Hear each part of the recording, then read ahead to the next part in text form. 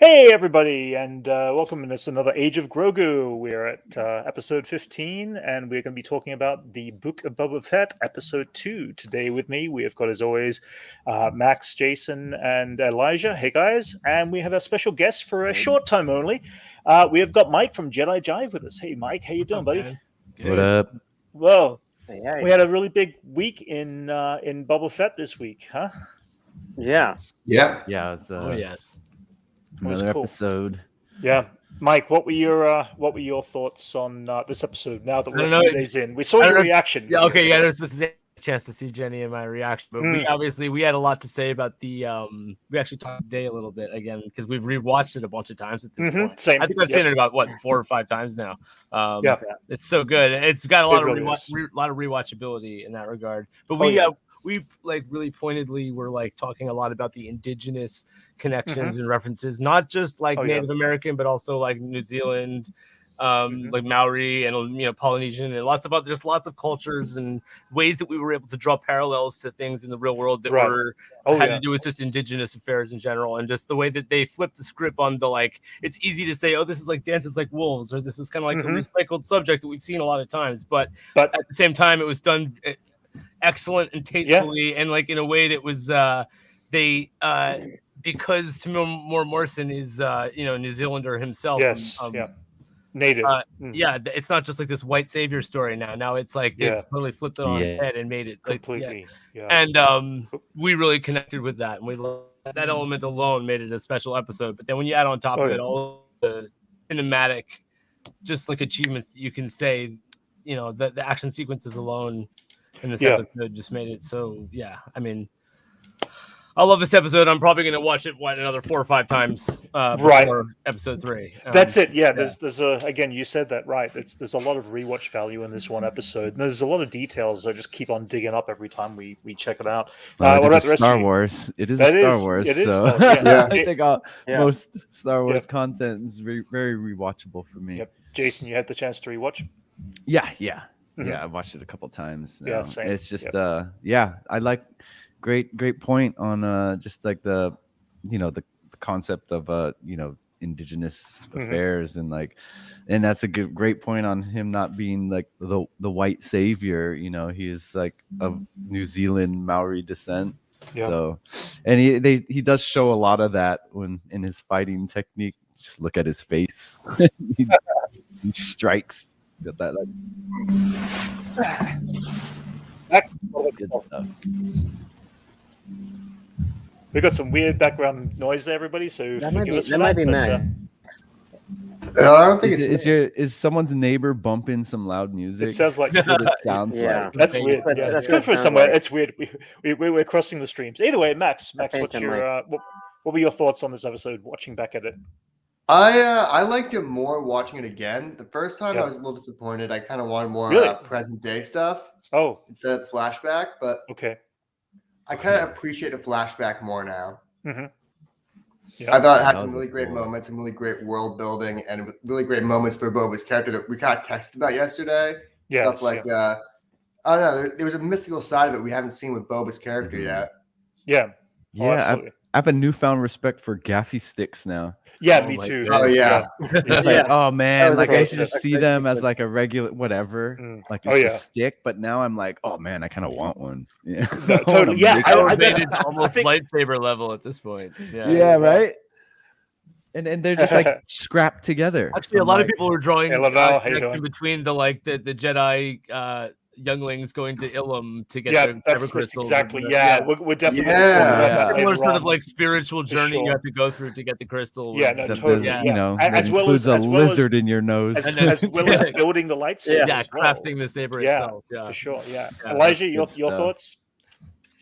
Elijah, I just actually watched it again this morning. Oh yeah.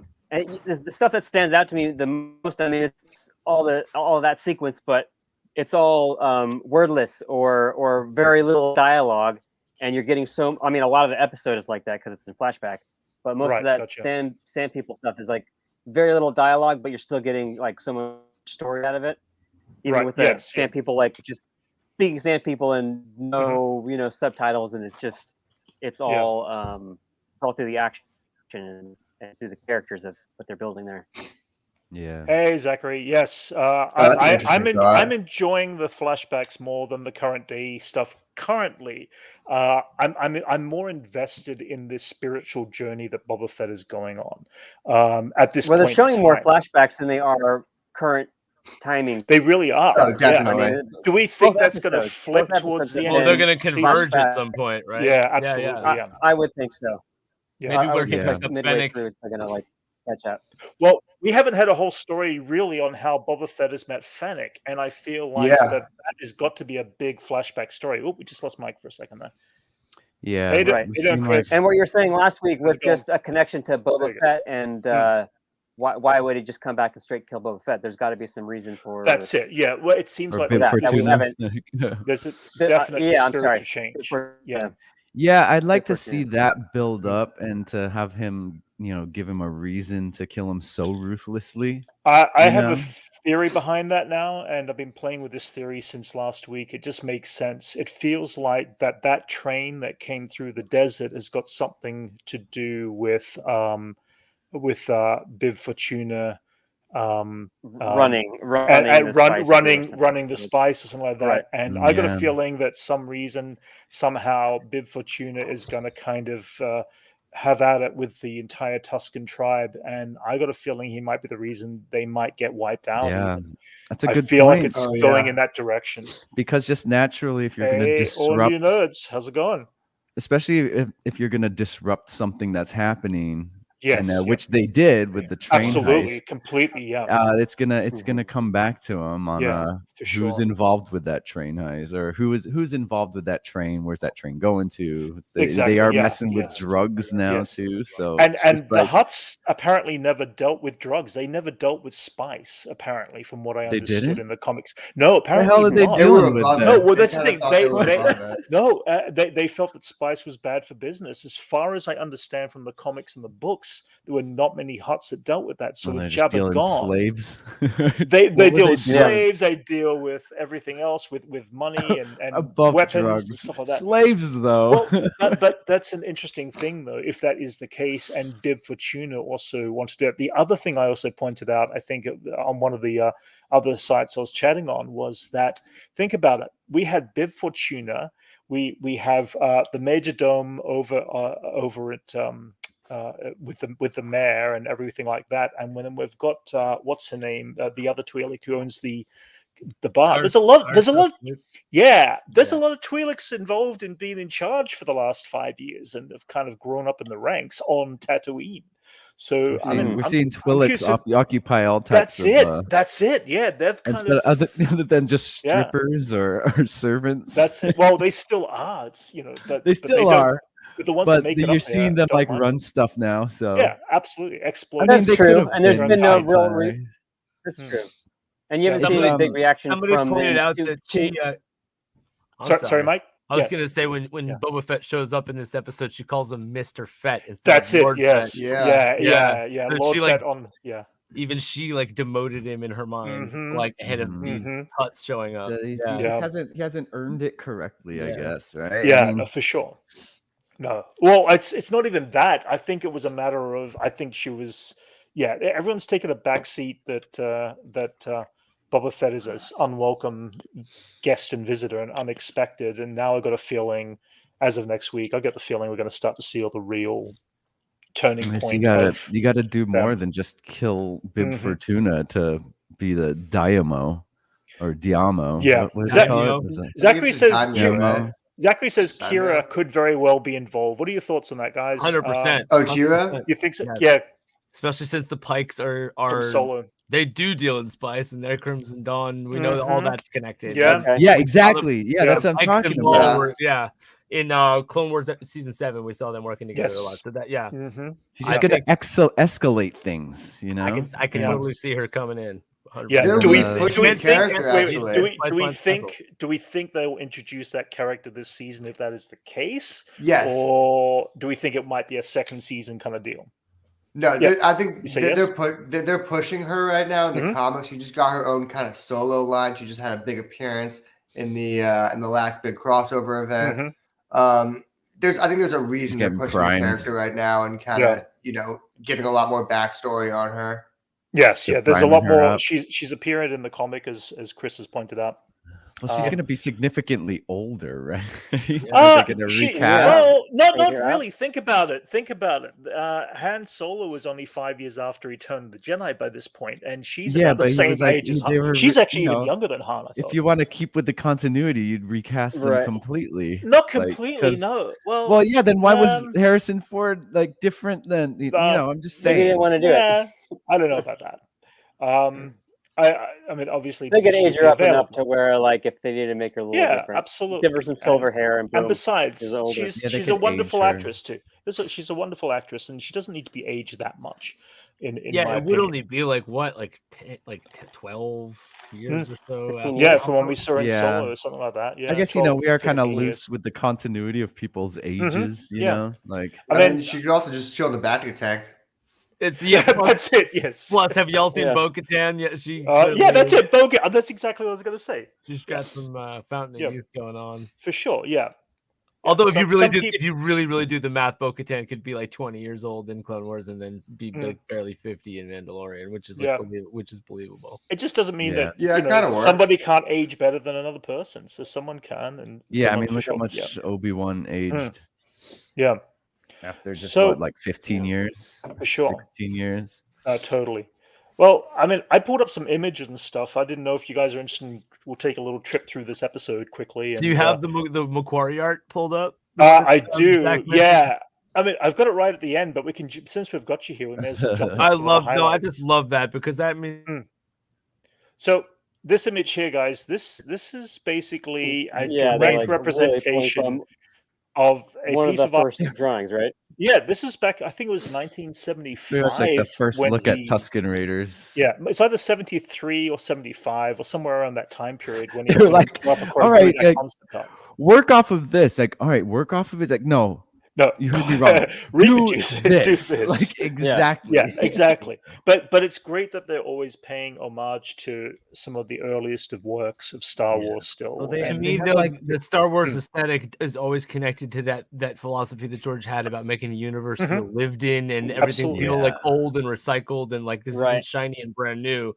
Like some things are, like the Naboo starfighters and whatnot, those are shiny and brand new. But like seeing that like rust and patina on everything, and it's like an old wreck of something, like Rey lives in the busted down exactly. I love that. And everything is repurposed and like, everything ages. Like, who knows what kind of starship that came from or whatever, what kind of afterburner that's a part of. But it's like now it's like the like shield next to the guy that forges gaffy sticks from like a magical gaffy tree. It's just like the lore has just been like deepened and deepened and deepened on top of this imagery, which is like Ralph McQuarrie's vision.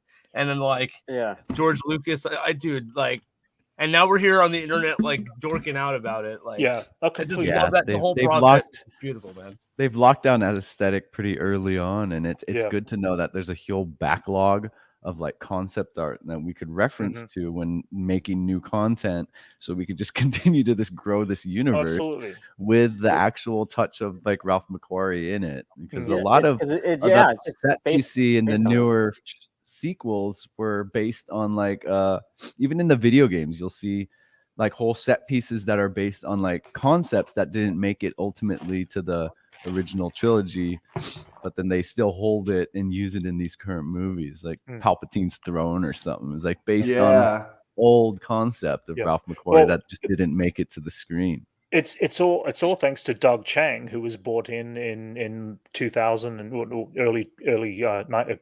late 90s, I should say, to do episode 1, 2, and 3 and production design those films. And he is kept there all the way through the whole process, even through to these series. So you need those people to stay consistent. You need your like Dave Filoni's, your Kevin Feige's, your like and then pass on what they have learned. That continuity going, because in your world building, you need that kind of consistent look. Correct. Yeah. I guess. Well, I mean, one of the things we were talking about briefly before was that Boba Fett's journey on building, his gaffy stick really did tie into one of the Clone Wars episodes where it shows you the younglings going in search for their kyber crystal. And the idea is that they go and search for a crystal, but the crystal will make itself known to them once they have actually allowed it to. and so that was one of the Wookiee characters that we saw there. And then eventually they get to take their kyber crystal and build their own lightsaber. It's the exact same story as we saw in this, and that's where I love the idea that we're dealing with another story related to the Force itself. We're not talking about the Jedi, we're not talking about the Sith. We are talking about the Force in a different culture. We see that Force take place in several cultures, everything from the Ewok movies. We see a moment with Logray and magic. Dave Filoni specifically talked about that in an interview years ago, and he said it's just another version of the Force. It's another culture or race's version of how they treat the Force. If you had somebody come in from the Jedi or the Sith and picked up Logray when he was a youth, they would have identified him as a young Jedi, and they would have formed him to become a Jedi. Instead, he was missed, so he became a powerful energy to a connection to the Force, for example. And that's just another way I'd love to see these stories continue, where we don't have to deal with Jedi and Sith, but actually deal with the Force and other ways to tell the Force in a culture. What are your thoughts on that as a concept within these stories? Yeah, I think that's great. That makes a lot of sense. The spiritual stuff. I mean, like, I'm kind of over the whole Sith versus light stuff. Like, I like seeing the, like, that's why I was so excited about Mandalorian. And that's why I liked Solo and Rogue One a lot, because just barely any Jedi. There's no Jedi presence really, and that I'm a lot more interested in that than I am with the rest. And just like it's all rooted to like real world stuff.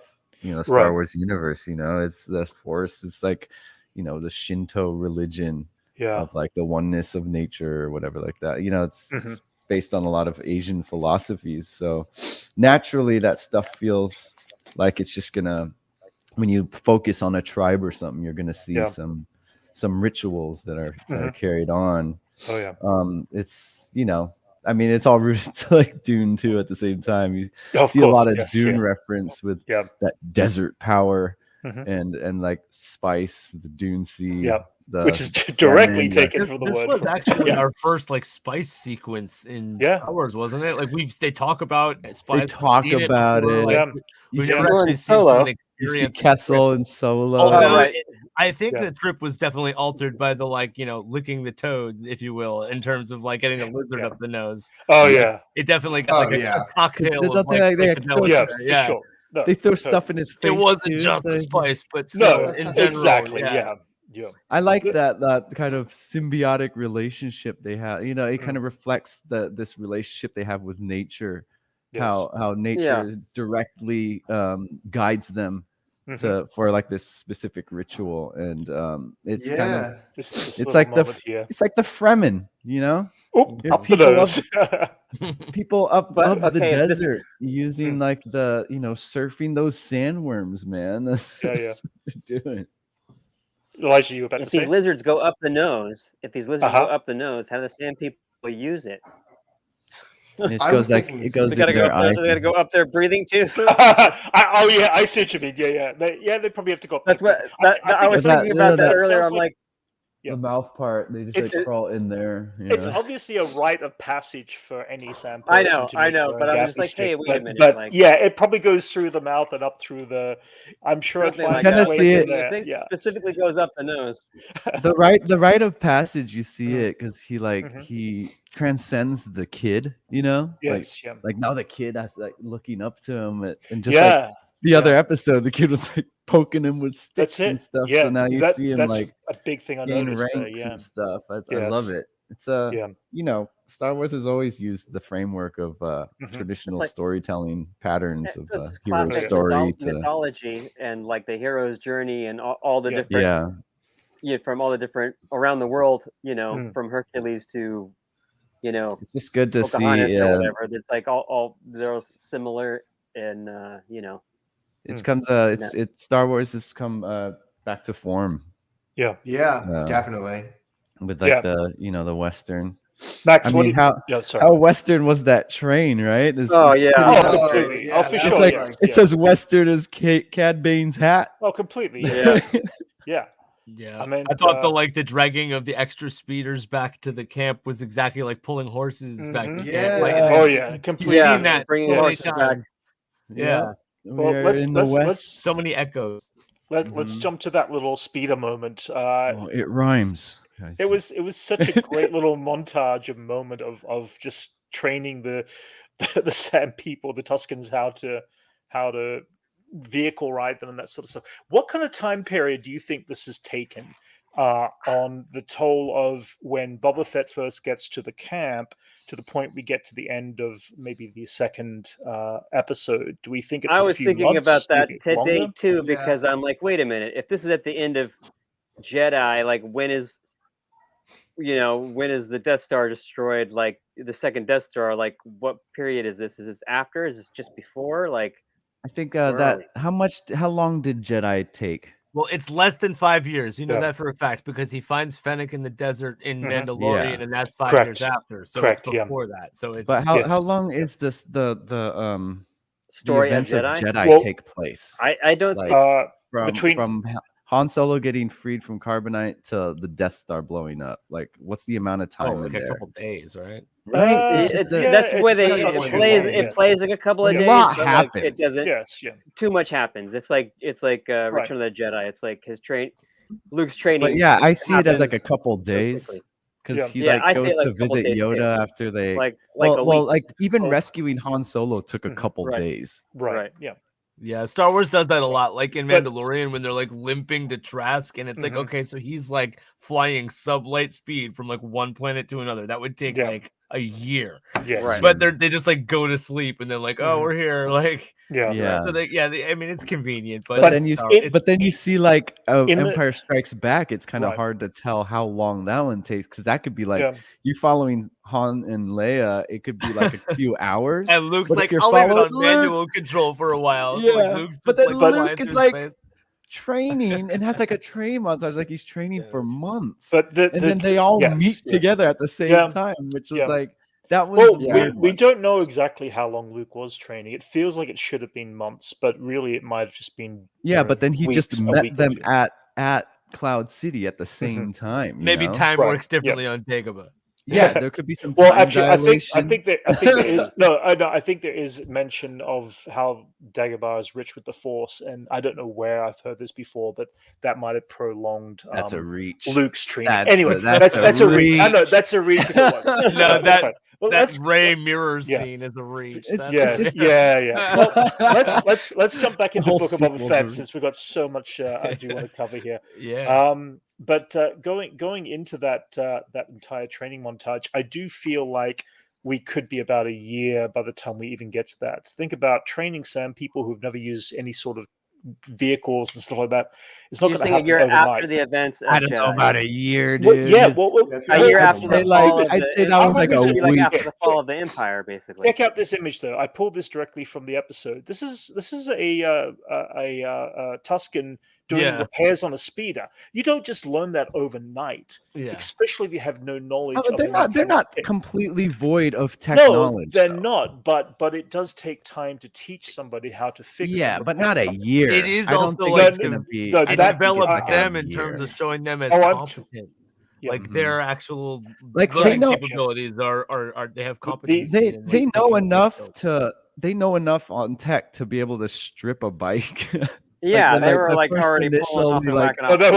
They were just tearing it. They were smashing it. You know, using the parts because they use tech. They're not. I'm talking about. But the thing is that it goes back to like Ewoks. The one thing it goes back to it is that the Tuskens, they've made it aware that I think from this comment, you cannot stop the long speeder. They've seen this thing before, obviously. We're gathering before Boba Fett was even there. So that was a period of time that Boba's been there for a little while now. He's gained their trust between episode 1 and 2.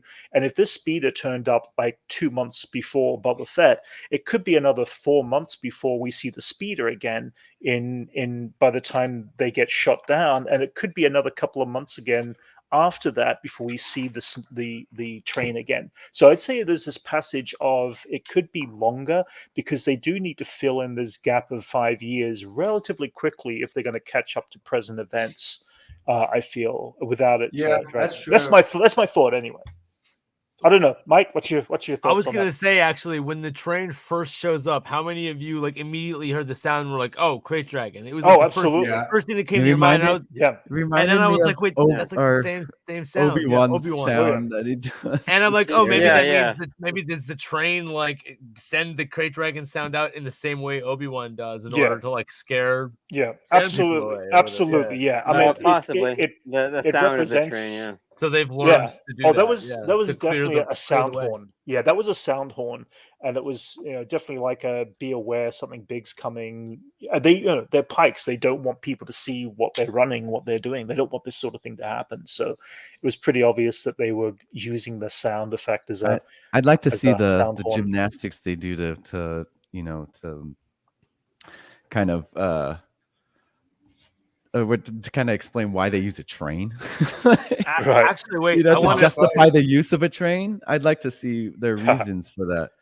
I also wanted to point out, Brent, how the last couple episodes have like fortified, like established Tatooine, where like the biology, the creatures are like all subterranean, under the sand creatures. Because even that one that they like rake out of the sand, like runs away. That's the same like frog creature that eats the little thing in Return of the Jedi. It's called I think it's called a gorp. And then what? Oh, okay. And then whatever that huge, crazy one was. That was also. So it's like, everything on Tatooine lives under the sand. Yeah, most desert creatures, though, most desert insects and most desert and I guess that gorp do that. They live under the sand in the that scene in Return of the Jedi is clearly a like Twilight, like the sun is going down scene. So it's like, it comes out of the sand. Exactly, and dude, I love when the Star Wars biology, you could write like an entire like Star Wars biology. I would love to see that. Yeah, I'd love to see like a planet Earth, planet whatever. Like on Star Wars, just a nature show. I'm surprised they haven't done that. I know they have the biomes thing on. Which is just if they added like a narration to it, would it be? We need like get David Attenborough to exactly. I want footage of like wild animals. That brings up this moment here. Since the oceans dried up, we have stayed hidden, and that was actually in the original stories, and they rebrought it back into the canon. In the comics, Tatooine, in fact, had oceans on it. I guess millennia ago. So it was kind of cool that they paid tribute to, again, the comics. They already did when they brought in the Wookiee Black Chrysanthemum, which let's go back and take a jump back in time here. Let's talk about Black Chrysanthemum. I'm waiting for Dash Rendar to show up. Well, that's a good point. Max, Dash shows up. That would be funny. Max, you've got a bit more comic knowledge than we do on this situation. So tell us a bit more about this big guy here. Yeah, that's Black Kirstan, Black K. Some people call him. First appeared in Darth Vader books, crossed over into a lot of the Star Wars books. He's he's not a friend of Chewie. I can see that. I've got a thought on that process, but continue. Yeah, but the implication of him being around and working for the Hutts right now kind of gives a lot more clues to what's going on with the rest of the comic book characters right now. And a lot of people are saying they want to see Dr. Afro, who's another character who kind of which he appeared in a lot. Correct. They're not exactly always friends, but Okay. So do we know who's in the suit? Is it like a Eunice Botomo protege? I have no idea. I don't think I saw the name. Do they have some 7 foot like is it Shaq in there? I know, right? Hold on. We can see here from this image that Black Chrysanthemum has met Boba Fett before. Yes, that was what I was going to get to. They do know each other. They it's kind of like all bounty hunters in the Star Wars galaxy. They've been on friendly terms, but they've also been on unfriendly terms. Right. So it's kind of interesting. You got an interesting dynamic there. They definitely know each other, which is why they didn't say anything to each other. Well, I like this look right there. That single stare, but that stare alone is very telling about. It's because they both know each other's capable. Yes, yeah. He's one of the other ruthless Yeah. It included the scar above his eye, which they said was from his fight with Kenobi, which makes you wonder if that's something we're going to see now in Kenobi. A bit hard to see. I think he could be in Kenobi. I think he could be. And Afra could be in Kenobi. I think Afra would actually be kind of a devil on Kenobi's shoulder in a way. Okay. I don't know enough about I don't think any of us would complain if they did that. Oh no, totally. I want to see now. So this brings up my thought process that hit me the other day. If they're bringing in Black Krrsantan, everyone's going, well, he's going to go up against Boba Fett. I think Boba Fett's going to have enough to deal with in his own terms right now. What happens if he goes up against Chewbacca? I mean, we're talking about Han and Chewie possibly turning up in this. I think Chewie would probably kick his ass again. Really? Okay. Yeah, he kind of. I feel like he lost to Chewie like. Okay. Probably like 3 or 4 times. I feel like he's gotten whooped by Chewie. Okay. All right. That's cool. Chewie's like 200 years old too. Do you know how old is Black Krrsantan? Yeah. I think he's older. I actually think he might be older than Chewie. He's got some gray. He's got some gray going. That's a good point. He has gray. He definitely. Which doesn't really mean a lot. I don't think a lot of Wookiees like him. I think that's like a plot point. He feels older. Yeah, for sure. He definitely. Wookiees age really old, right? He'll hunt. I think he has hunted Chewie and Han and Luke and Leia. Yeah, they did a really good job of doing the up angle on him to make him like really look even bigger than Chewie. God, he looks so cool. I know it really is so sick looking. Yeah, I like that they didn't use much of him in this episode. They just made him be an appearance at this point. Those shoulder pads remind me of like Bowser or something. Yeah, right. The gladiator. Yeah. Well, it was little gladiator. It was right when Boba says, you're sending your gladiators. It's kind of like how they introduced Boba Fett. Yeah, they're using him the same way. Yes, like he just stands there with a gun, and you're like, "Oh, he's so badass." He doesn't say anything. He grunts once, I think. And now he's like your favorite character. Yeah, he nods. He definitely. Yeah. You gotta get the nod in there. Mm-hmm. That's for sure. Where else are we going here? What other thing? Let's talk about the Hutts for a minute. Oh yeah, I like their face tattoos. I like that. Yeah. Definitely better CGI than the 1997. Yeah, and like Han walks over his tail. So both they've definitely used tattoos on Hutts in the past. I think even Jabba has one that you can't really tell on his arm, right? He's got one on the small of his back. That's it. Yeah. But Zero, this is a character from the Clone Wars, which Zero is has the Zero the Hutt, which I personally love. I've always loved this guy. They even got some scarring on the belly too. Yeah. That's pretty cool. But we see these other things, these gemstones in the chin of both of them. They both have this gemstone in there, which I really like the concept of that. And that's I like only that.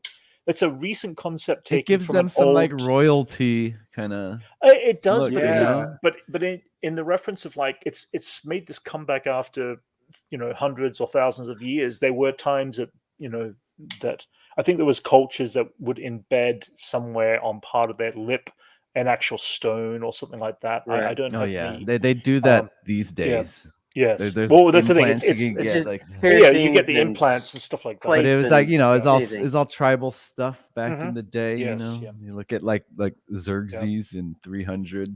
Yeah, just think of that. These guys. I mean, I love the way these weight bearers. It's been mentioned before. Just how the bowing of the platform. The bowing of the platform. The way they're moving around is just great. Yeah, I'm the surprised way that they're struggling to keep up. I'm surprised they're able to hold it with that few people. That's what I'm saying. It doesn't look like there's enough people. Yeah. It's still pretty cool to see. I'm glad that we got Hutts. I was kind of expecting we'd see Hutts, but the moment that it happened, it was just like, this is cool. Is a Hutt, is that their species or a title? Hutt is their species. Okay. Yeah.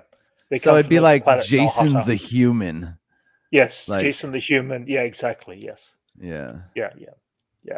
All right. I just, the part just kind of made it sound like it's a title, it could be representation of it could be representation. Maybe that race is a title because you need a permission to kill them. It's so weird. I wonder how the politics work with the Hutts. Like they're just very well off. They're like they hold that much power. There was a Hutt. Yeah, there was a Hutt council. Is there a Hutt con?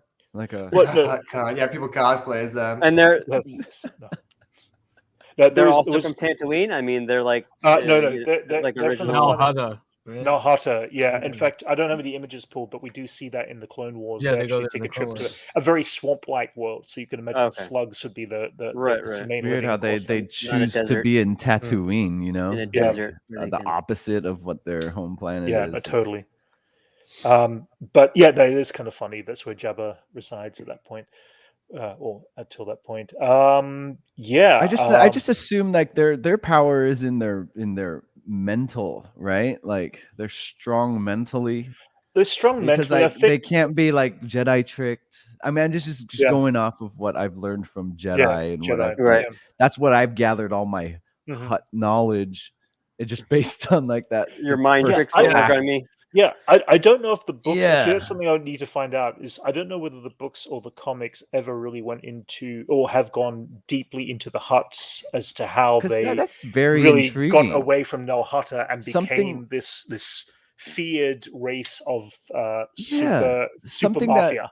Something that seems like it would be so dependent on care from others. You know, you're just a slug, kind of just slithering around. You're slow, you're fat. Fennec Shand points out that like they need to be that Boba needs to be like a made man in order to kill them, or like to get permission. You need permission, but then there's those politics involved that they've managed to. Their species have managed to sit this high on the pedestal of like of rank. Yeah, that's interesting to me, and I want to know how that happened.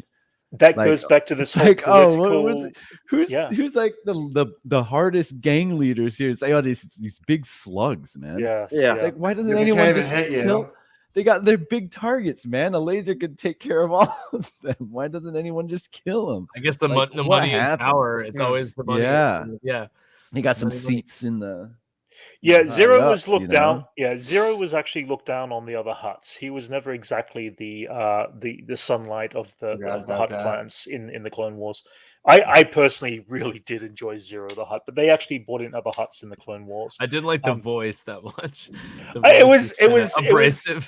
It was a great character. And we know that they could be choked out. You know, like they're not that strong either. Is it like Cad Bane kills Zero the Hutt? No, true. A frail Princess Leia could choke one out. No, guys, Sice Noodles from the Rebo band, she killed. They could be killed by the frailest of characters. Yeah, okay. Completely. And it maybe if you like sprinkle salt on them, would they just like die? If But once you kill them, like someone else is gonna kill you. So is it worth it? Yeah, well, the amount of protection. If they know if they find out who killed that's the only drawback. Yeah, that's if they find out who killed the Hutt. But if you killed the Hutt quietly and nobody sees you, and no gotten away pretty well. See, that could be also a massive backstory. You know, she did take out the Hutts. What's been dealing with Leia and the Hutts over the 5 years? That I want to know that story too. It's. Every time but the Hutts are small fries compared to the bigger picture of the universe. You know, they're just a faction, right? They're still the mafia. They're still the ones who want to control everything, or at least they're controlling the back. I mean, he did still have the pull to like get the Empire to hunt down Solo. You know. Yeah, but remember that even if you go back to episode 1, The Phantom Menace, Qui-Gon Jinn is having a conversation, and is it Qui-Gon Jinn? And it's about the space is still controlled by the Hutts, referring to Tatooine and everywhere like that. It's just that section. They have a section that they own, and if you come into they do mention Hutt space in this episode. Yes, what was the context of that? What were they saying? That the assassin of the Night Wind was only allowed to operate within Hutt space. Hutt space, yes. Well, I mean, let's talk about those assassins of the Night Wind. So I call it when I have like extra gas at night. Like, I loved how Fennec Shand was just like, they're just people. I love that. You pay for you pay for the name. So that's it. Yeah. So this little moment right at the beginning where she brings him in and sits him down. He's obviously sat right on top of that exact point. Did you also notice in the first pilot episode when any other character came in, any other representation character came in, they stood over the cave entrance. They didn't stand over the actual sand dirt area right there in front. They were very smart to sit back where the Gamorrean guards were standing when they approached Boba for any purpose. Just the viewing port. But you've got this moment, and he says "Ijuda," of course, which is a kind of like a swear. Yeah, that's which what the protocol droids. Exactly. Yeah, this one here. Yeah. How rude. Yeah. How rude. And I just knew. Yeah, I always like ooh. Like, sure, I've always known it was like a slur, or Yeah. like, it offended 3PO, which totally, things do, but which is kind of funny. There's another scene we really haven't talked about yet, which is this scene here. The mullet. Yeah, with the mullet. It's good I for love quick this. laughs, but it's honestly kind of annoying when they do this because it just takes you out of the Star Wars universe a little bit and makes it Really? a little too. It It's did a take bit, Star Wars is always kind of silly, though.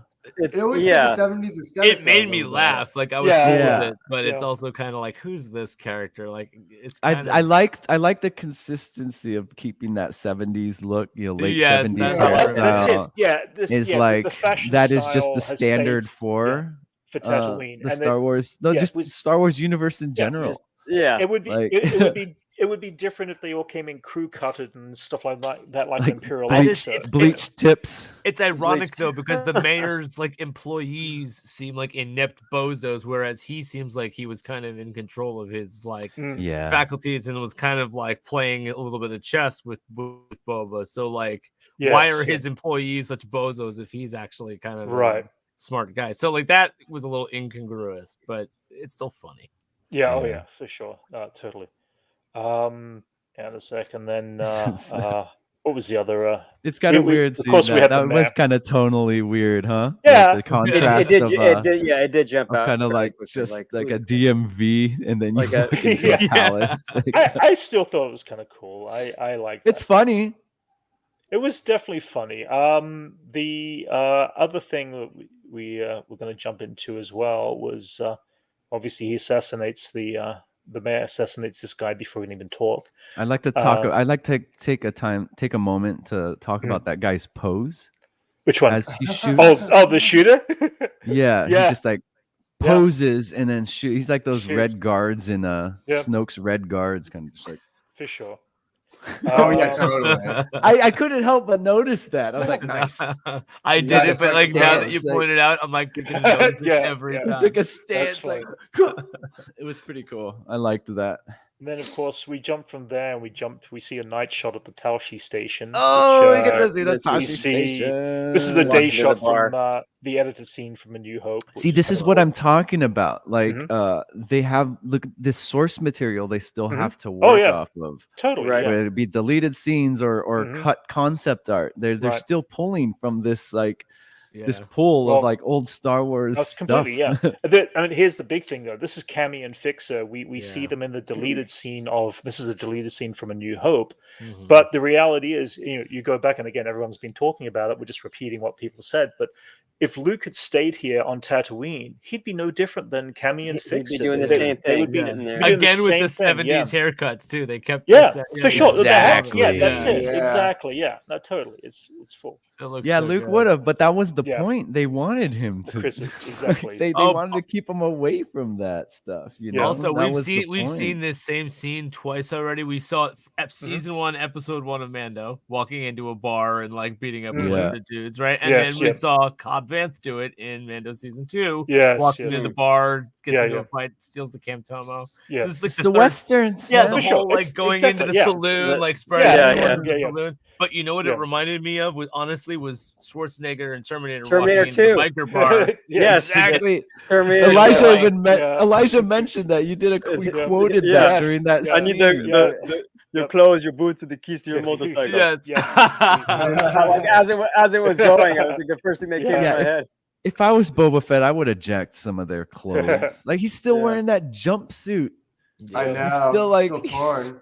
He's still in that jumpsuit. So they've like kind of established Niktos now as one of the like go-to baddie species. Like Quarrens were definitely one of them before, but now it's like Nick because they had Niktos. They had Grogu. You got something to say, bro? Like after he takes his drink, what? You got something to say? You rarely see One them. of those guys. Like you see them on like Jabba's skiff. Like that's where I remember seeing them in the original. They're in Jabba's palace. They're just like in Tatooine. There's one of the henchmen. No, totally. And they've kind of expanded off of that, which is but cool. I love like how their that, speeders were like the equivalent of like actually like a really decent Harley or whatever. Like it was like clearly like one of the total chopper. Yeah, he's total chopper. Put the handlebars up higher. Chair. Go back, Brent. Look at that chair. I know. That is literally from a chopper bike. Yeah. I'm like, so he just stole the equivalent of like a $40,000 like he beat up a bike. He beat up a biker gang, dude. Because all the speeders we've seen up to this point have been the rusty one that he borrows in Mando that's just like beaten down. Like, this was a nice bike, bro. I want that one. It was full. Well, it was like the Hell's Angels. And it has the same color as Luke's speeder because I feel like it kind of like would like.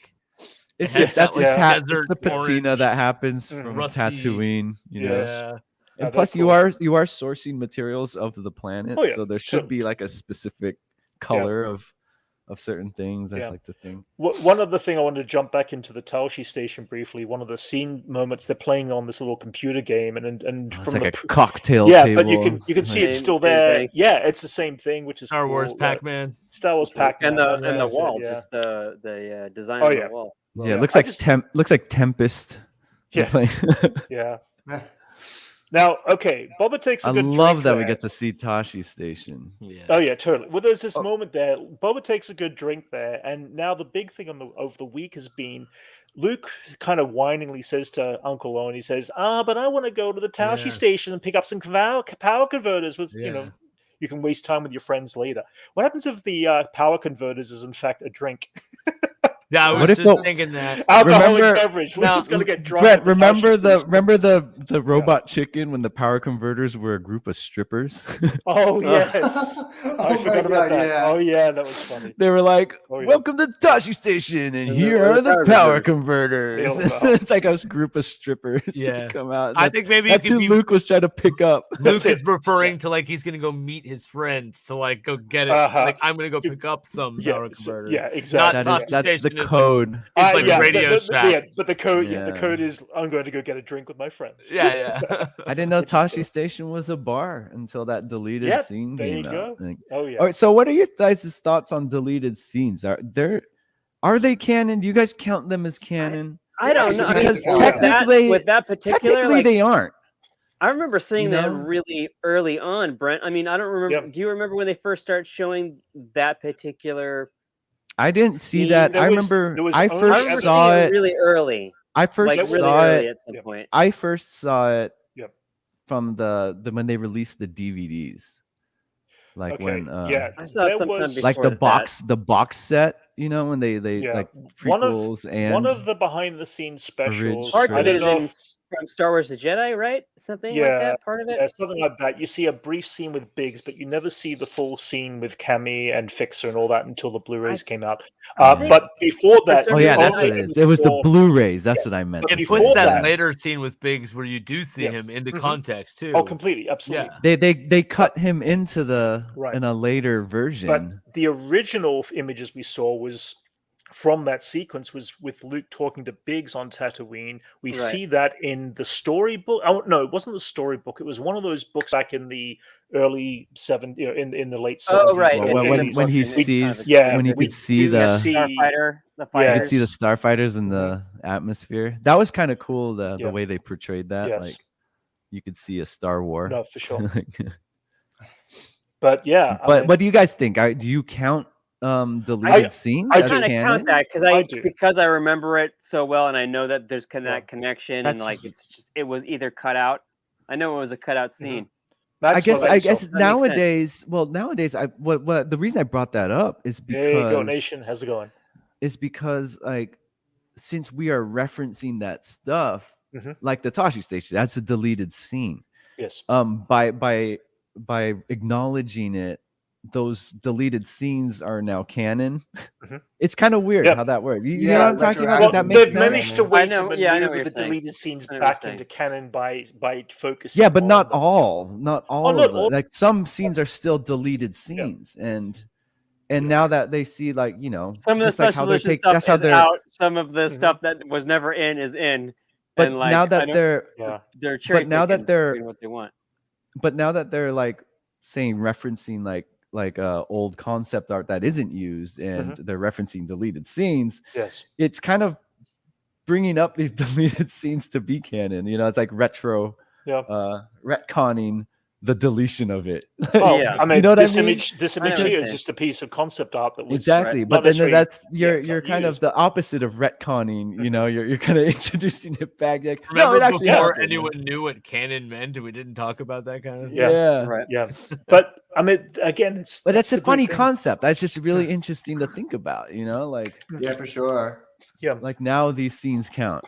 Bringing it back in. No, it totally counts now. Yeah. But it helps enrichen the world a whole lot more, is what I kind of see. And even though some of these stories may not have happened, or they happened differently in previous novels or books or comics, it feels like there's room for those characters to exist. I feel like it should be necessary for any type of new Star Wars content to contribute more to the lore. And actually, universe, even you know? Jason, you say that, but they're even doing that in other movies like Ghostbusters Afterlife. They even do that in sequence that with Egon and Janine that they took out of the movie. Yeah. Yeah, so see, you know, this being brings able up to a go whole back and grab something that wasn't used before to progress. This brings up a whole storyline concept that's happening currently that is different from any other time, which is a lot of our content is nostalgia based.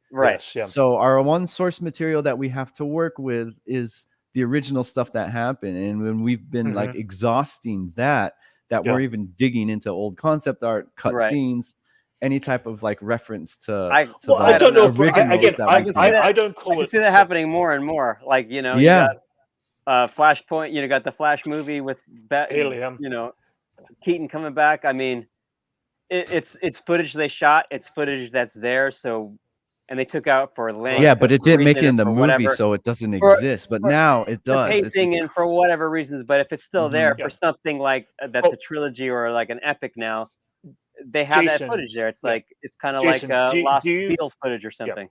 Jason, do you consider a deleted scene from a Marvel film be canon to the Marvel films? No. Really? Like you look at Iron Man 2, there's a huge collection of deleted scenes where he's introduced this thing called the nano ball. And it is you know, it's very they use it to beat, you know, Ivan Vanko. That's a deleted scene. They redid all of that, so that's not canon at all. This nano ball doesn't exist. The nanotech wasn't introduced until like Endgame. But like there's a whole bunch of stuff in Marvel films that get deleted and just aren't canon because they either cut like a whole character or like that whole concept of that nano ball doesn't exist. So that wouldn't you wouldn't be able to include that. Fair enough. So like that's why I find it weird when like, oh, I guess deleted scenes are now canon. I'm perfectly fine with it. As I said, I think me too. I have no problem with it, but I think it's something worth looking into and talking about. True. It's a good thing. Oh yeah, totally. Yeah, I get that. I guess it depends on how it's used and how they do it. Yeah. What other cool stuff that went on? We actually ended up. Let's go back to that chase sequence here. Now, Mike, you were talking earlier about you and Jenny were talking about religious undertones, stuff like that. Not religious, indigenous undertones. We see this moment where we see all these banthas in the wild around the train. And this actually occurred in America. The buffalo would actually cross, and what would happen is apparently they would go through and they would start shooting the buffalo and killing the buffalo because they were a limited food source to Indians, but they were also, you know, somewhat of a spiritual element too. It's such a blatant reference to Westerns. Absolutely, and it was just kind of interesting because the first thing they hit was the bantha when they took that. They didn't shoot for the sand people. They took a bantha out. And so if you take out the native transportation of the Sand People or the Tusken Raiders, then you end up with making it harder for them to move around, to do anything and stuff like that. And that happened on an earthly basis. So it really affected me seeing that bantha get shot and killed. Even though I watched like 5 other Tusken Raiders get killed for some reason, watching a bantha get shot. Yeah, I'm like, they're so docile creatures. Oh my god! But yeah, so Mike, any other additional stuff that you and Jenny talked about you wanted to share? Well, no, I mean, like you just touched on it, but I mean, like even they show that where the the white man will just like shoot the buffalo just for fun, and it won't even it'll just be a waste of a buffalo or whatever. And when they actually show the tribe using like not just the meat but also like the hide and like absolutely, exactly, And their gaffy sticks are used for cleaning their teeth. Yeah, I know, which is really cool of them. Like they're ingrained into their culture. This is the symbiotic relationship that naturally happens with sand people and tribes like this. Part one with nature. Let's just talk about briefly from Star Wars: A New Hope to this point in time how incredibly enriching the Sand People have become, and it's incredible to think the Sand People were the little action figures we played with that always went and hunted down it runs parallel with, and we're scary. They're not just the it runs parallel with. It runs parallel with just how the representation of certain like groups or like disenfranchised groups in media happen. Like in the 70s and like a long time ago when we had like cowboys and Indians, it was like good and evil, but like things have kind of grayed out. Everyone has their own version and everyone has their own struggle. And I think it's very interesting to see like things change from they were depicted as these savages. Now they're actually introducing the culture and like some compassion and stuff with them. They're not just in their costume too. I was thinking about all the cosplayers and how like there was this homogenized version of like a sand person, and like now there's all these extra like they got all this extra drip now and all these like things like and the gaffy stick alone, the cosplayers have their work cut out for them in terms of like you can't just like make a gaffy stick now. Now you have to like hand carve it. You got to put a lizard in your nose that will guide you to a tree. In the desert, you got to take peyote stick in the desert, come back and So an interesting thing that I noticed somewhere was I know Brent, you were comparing the trees to like a young Boba Fett to like a older Jango Fett. The tree, the ocean in the tree, the ocean representing obviously Camino. The young tree being Boba. A lot. I've also heard another thing. The other tree. Another thing I heard was that the trees, the 2 different sizes of trees, represent the indigenous people, the Jawas and the Sand people. Jawas living in harmony. So like the big tree would be a sand person, and the because the little tree is a Jawa. Jawas are in the tree. You can see the Jawa eyes. I think the Jawa eyes were there because that was the turning point. No, the concept art had actual Jawas in it. Yes, but I'm saying the Jawas for me represented. This is where this change of his journey began, because they were the ones that took away his armor. The thing that has defended him for all this time was the one thing that took away the beginning. This is literally this is Tatooine's indigenous people changing Boba Fett. Exactly, like literally stripping him down, literally guiding him through a visual journey, the desert, and then he gets to be to be Boba Fett again, pulling himself out of the Sarlacc. Tatooine personally is shaping him into the Daimyo we're gonna see later on. Because we also get this image here of young Boba Fett looking into his father's mask as part of this vision, as well as seeing the father flying away, and this is almost representation of a letting go. I need to let go of my past. I need to let go of this childhood. In the Clone Wars, and we did a whole thing on this a few weeks ago with the animated Clone Wars, we watched all the Boba Fett episodes, and it didn't hit me until this very week. I was never a fan of Boba Fett in the Clone Wars because I didn't see him going anywhere. But then that was the whole point. This is a lost child.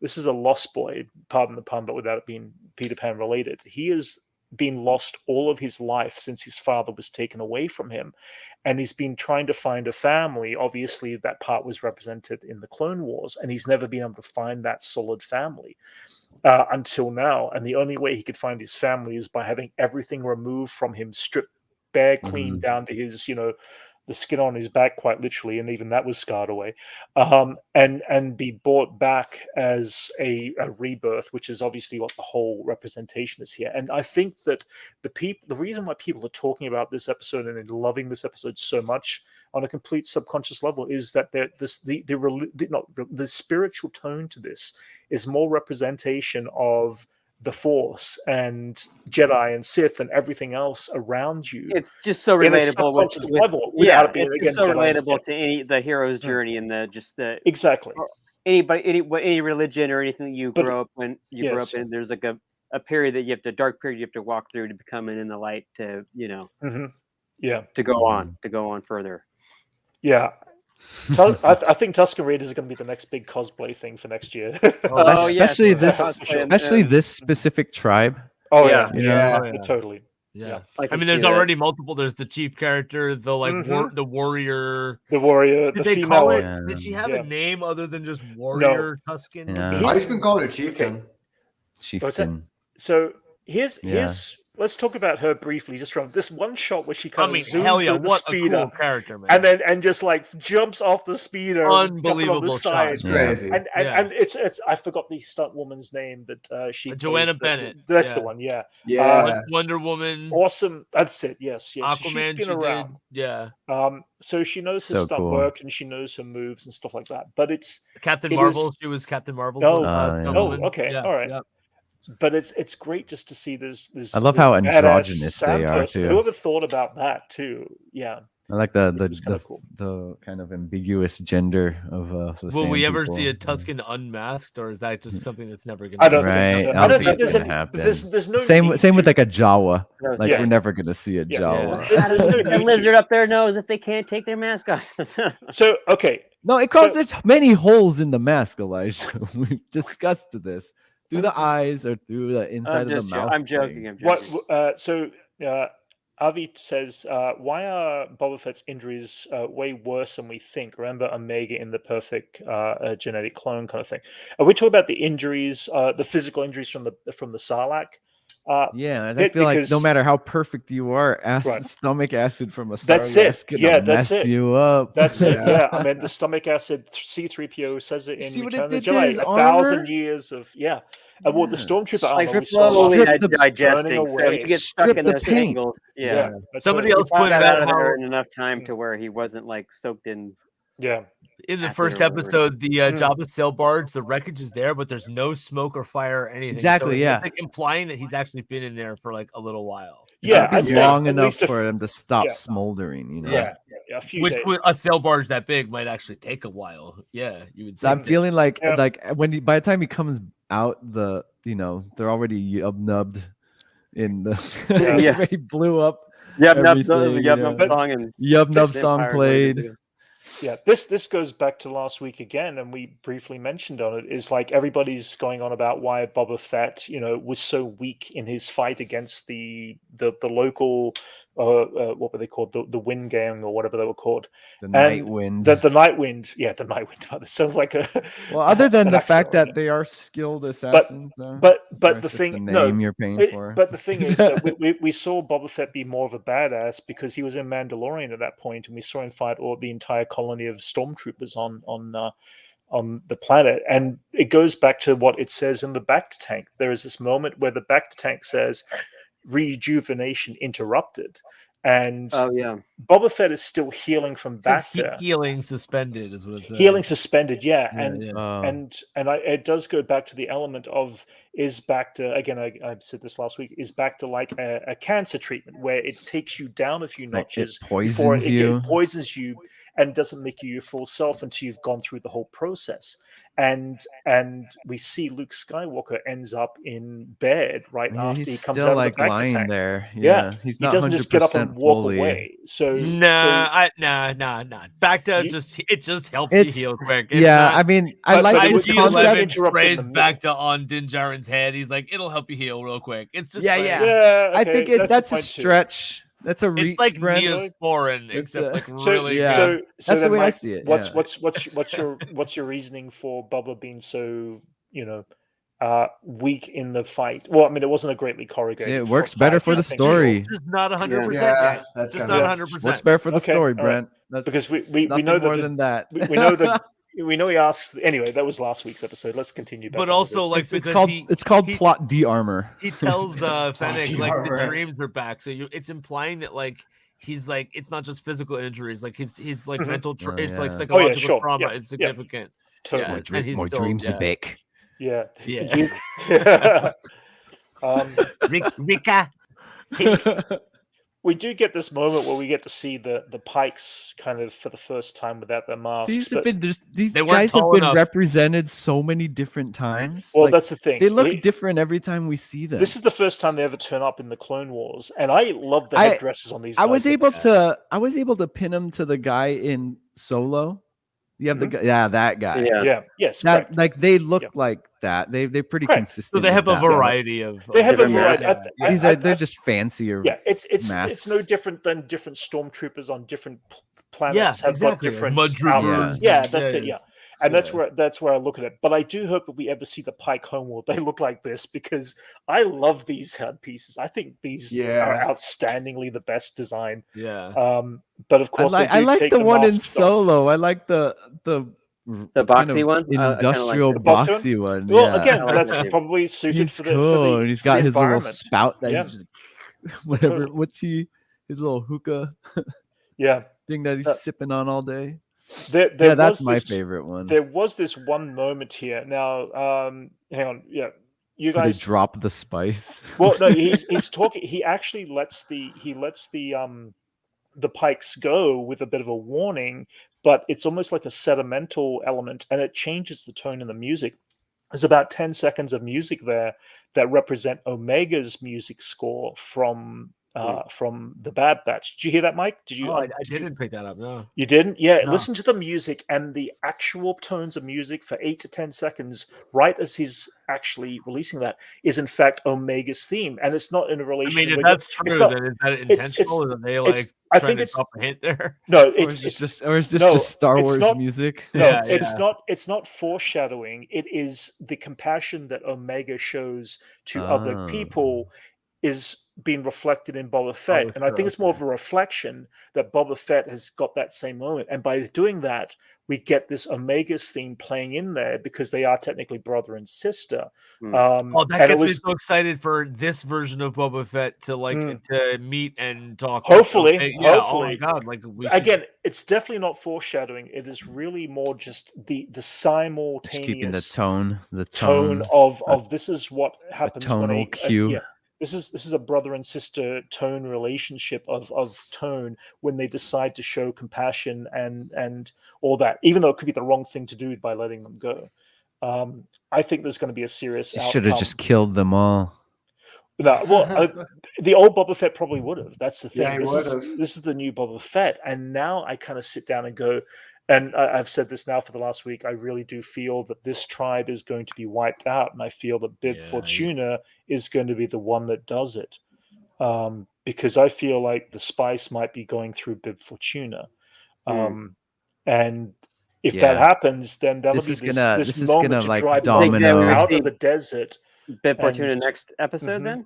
Do you think he would come into like? I think we would do more flashbacks. I think we are going to end up with a flashback with Bib Fortuna. I think we'll end up with a flashback of how Fennec and Boba Fett first really meet and how that goes.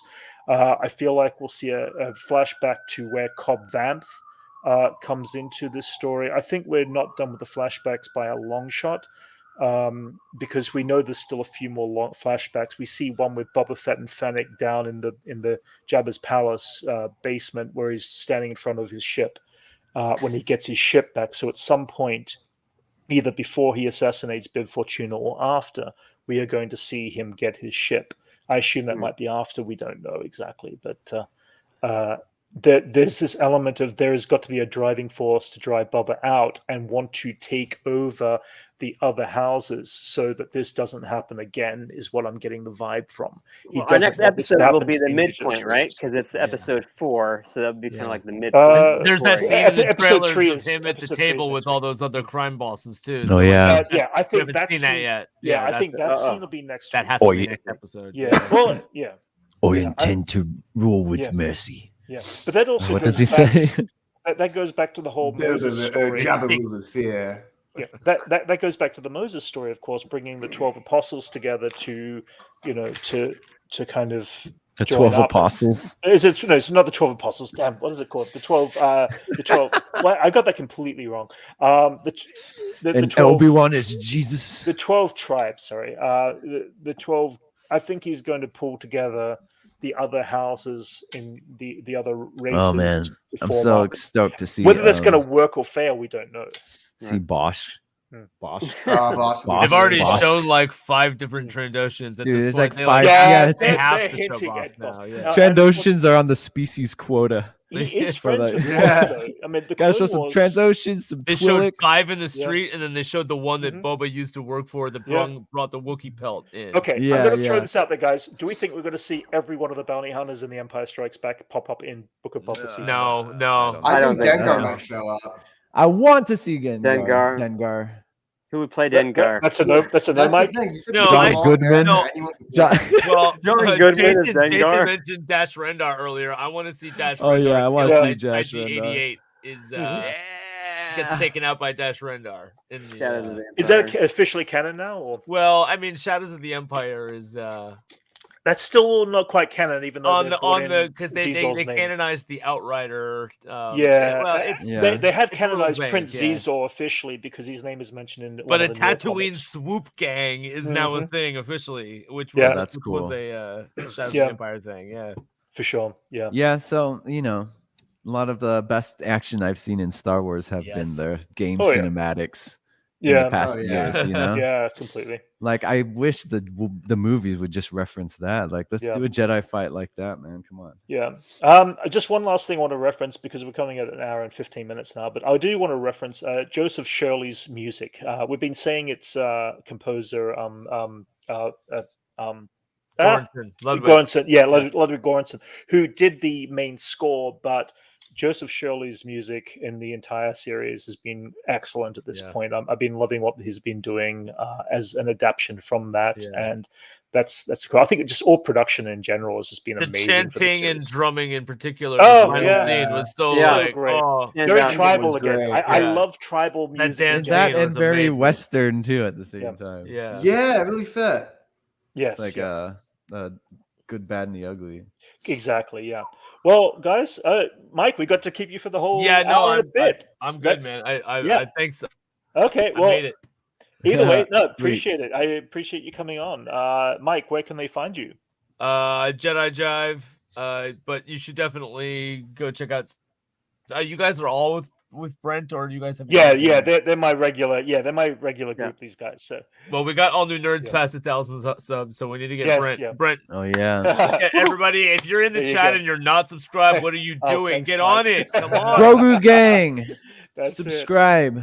But yeah, also if you want to go over to Jedi Jive, we're check out Mike put some great reaction videos up there, and we did Cobra Kai last week, which by the way, I will watch that series. I promise you, I'm going to watch that series and catch it at some point. It keeps getting better, man. Yeah, it does. I saw the footnotes and it was like everybody seems to be really enjoying season. Get on it, Brent. Get on it. I will. This is part of the whole nostalgic. Like you don't have any Karate Kid right now. Karate Kid Renaissance. Yeah, this is the Renaissance. We got where we currently have Star Wars, Karate Kid, and Ghostbusters. Yep. Like this is insane, guys. It is. The Matrix came back. We've got the Matrix is back. Yeah, Picard is on TV. They're working on. I'm sure they're working on Goonies and Gremlins behind the back. I hope so. Yeah. No, Like I'm saying they're probably Goonies? working on Goonies and Gremlins. I'm sure that we're gonna see either one of those two come in the next. You get like or hear you about get a it. Goonies, just grown ass men screaming all the time. I actually think it would be a Goonies movie where there's all adults and something happens and they're just Goonies but adults. Right. I think that would Just be like- interesting. Just like the It second, They're all old. second part.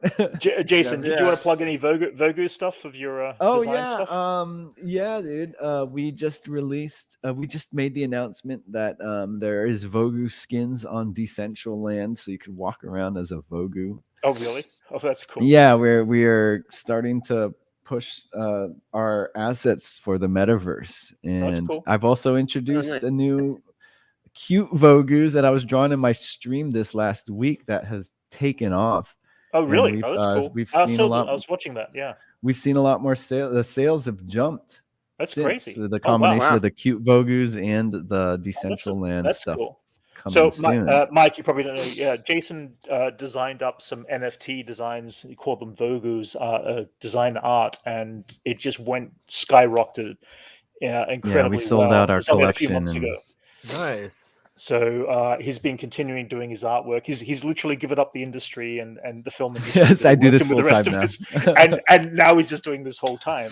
And this is only about 5 months ago that this all happened for him. So, but that's cool. That's great, Jason. And, big news there. And we have the clothing line is dropping soon. Too. Oh, very cool. So all right, awesome. Oh, wow. Is that going to be yeah? It's going to be. It's with a company. Item? It's with a streetwear company in the UK called Just Hype, and they do a lot of like streetwear for, I don't know, a lot of like hip hop streetwear, club wear, stuff like that. It's kind of like just there you go. I was like, Liam, do you know Just Hype? It's a UK brand. Okay, so all the kids in the UK when they got their fits ready for the club, it's always like Just Hype. Oh, that's cool. All right, well, guys, thank you, and of course, Max and Elijah, thank you once again, and again, special guest Mike, thank you very much for joining us. JEDI Jive. Go to JEDI Jive, and guys, we will catch you with another reaction this week, and we will be doing another live stream next Sunday. So, thank you for joining us all there in chat, and we'll see you again soon. Bye. Peace, guys.